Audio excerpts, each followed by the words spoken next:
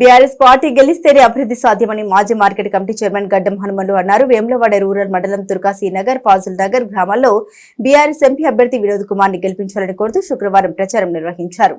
ఈ సందర్భంగా ఉపాధి హామీ కూలీల వద్దకు వెళ్లి ఓట్లు అభ్యర్థించారు. ఎంపీ ఎన్నికల్లో ప్రచారంలో భాగంగా ఎక్కడికి వెళ్లినా ప్రజల నుండి బీఆర్ఎస్ పార్టీకి ఎన్నలేని ఆదరణ ఎదురవుతోందని, ప్రజలందరూ కాంగ్రెస్ పార్టీ చెప్పిన మాయమాటలకు మోసపోయామని, మళ్లీ కేసీఆర్ పాలన కావాలని కోరుకుంటూ మమ్మల్ని ఎంతో ఆప్యాయంగా పలకరిస్తూ ఖచ్చితంగా బీఆర్ఎస్ పార్టీకి ఓటు వేసి ఎంపీ వినోద్ కుమార్ ని భారీ మెజార్టీతో గెలిపించుకుంటామని చెబుతున్నారని మాజీ మార్కెట్ కమిటీ చైర్మన్ గడ్డం హనుమన్లు అన్నారు. ఈ కార్యక్రమంలో గ్రామశాఖ అధ్యక్షుడు మోహన్ రామచంద్రం, శంకర్, నరేష్, పరశురాం, లక్ష్మీ, రాజ్యం, కొమరయ్య, మైసయ్య, సురేష్ పాల్గొన్నారు. జై తెలంగాణ, ఆరు గుర్తుకే కేసీఆర్ గారి నాయకత్వం. జై తెలంగాణ, జై తెలంగాణ, వినోద్ కుమార్ గారి నాయకత్వం, కేసీఆర్ గారి నాయకత్వం. ఆరు గుర్తుకే, ఆరు గుర్తుకే జై.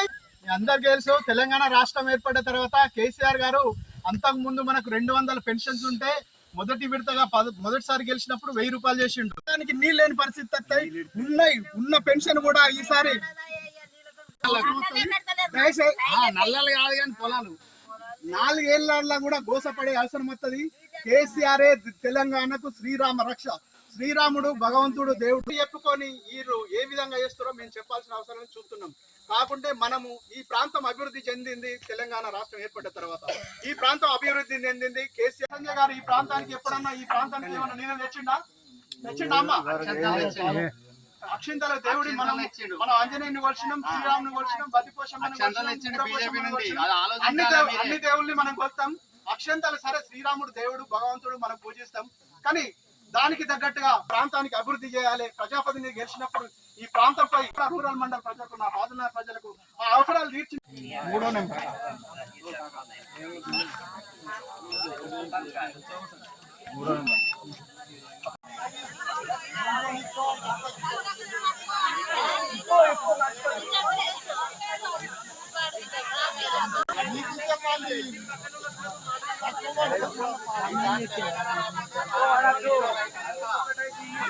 అప్పుడు 2000 చేసిండు.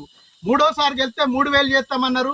కానీ అనుకోని కారణాల వల్ల కొన్ని అత్యాశతోని కాంగ్రెస్ వాళ్ళు మోసగ్దాలు చేసి ప్రజలను మభ్యపెట్టి అధికారంలోకి వచ్చారు.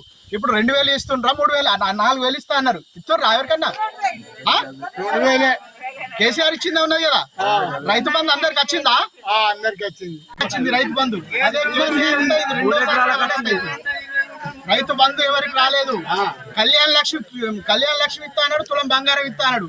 ఆ కళ్యాణ లక్ష్మి అయితే ఇక్కలేదు. ఇప్పుడు వచ్చిందా ఎవరికన్నా ఈ మధ్యన? మనం మోసపోయినాం. వాళ్ళు ఏదో గారడి చేసి మారడి చేసి అధికారంలోకి వచ్చారు. అధికారంలోకి వచ్చి మన చెరులో మండు టెండర్లలో కూడా పోయినసారి నీళ్లుండే వాగులు వంకలు వారినాయి. ఇప్పుడు వాడుతున్నాయా? పోయినసారి ఉన్నాయి కదా. మరి దాని కారణం ఏదో మీరు గ్రహించాలి. మన తెలంగాణ రాష్ట్రం సాధించిన వ్యక్తి, ఇంటోడు వడ్డించేవాడు మనవాడైతే ఏ మూలనున్నా మనకు వస్తుంది.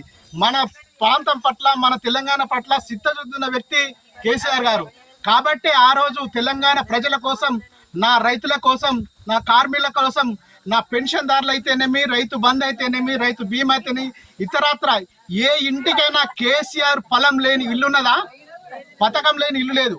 రైతు బంద్ కావచ్చు, రైతు బీమా కావచ్చు, పెన్షన్ కావచ్చు, అన్ని రకాల లబ్ధి పొందిన మన తెలంగాణ బిడ్డలం. కాబట్టి మనం ఇదివరకే ఒకసారి మోసపోయినాం. మళ్ళా మోసపోయి గోసపడద్దు.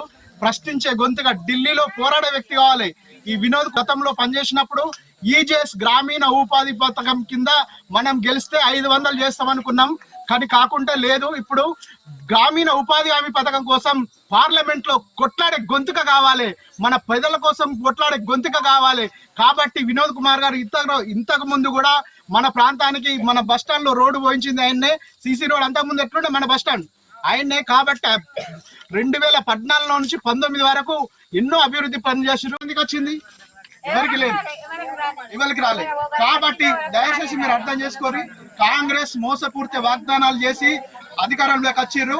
ఆ మోసాన్ని మనం ఇప్పటికైనా గ్రహించి కాంగ్రెస్ ను, బీజేపీని బొందబెట్టి కారును గెలిపించుకుంటే మనకు రాబోయే రోజులలో ప్రశ్నించే గొంతుకుంటాం. మీ వెంట మేముంటాం. అన్ని పనులు చేయడానికి భయపడి చేస్తారు. ఎందుకంటే అయ్యో ఇదేటో ఉంది, మేము మళ్ళా అధికారం కోల్పోతామని భయానికి చేస్తారు. కాబట్టి మీరందరు కారు గుర్తుపై బ్రహ్మాండమైన మెజార్టీ ఇచ్చినట్టయితే భయపడి దిగచ్చి మనకు తెలంగాణ ఏ విధంగా ఇచ్చారో ఫండ్స్ కూడా అదే విధంగా ఇస్తారని మీ అందరికి తెలియజేస్తున్నాను. దయచేసి అర్థం చేసుకోరి, ఇదివరకే మోసపోయినాం, మళ్ళా గోస పడుతున్నాం.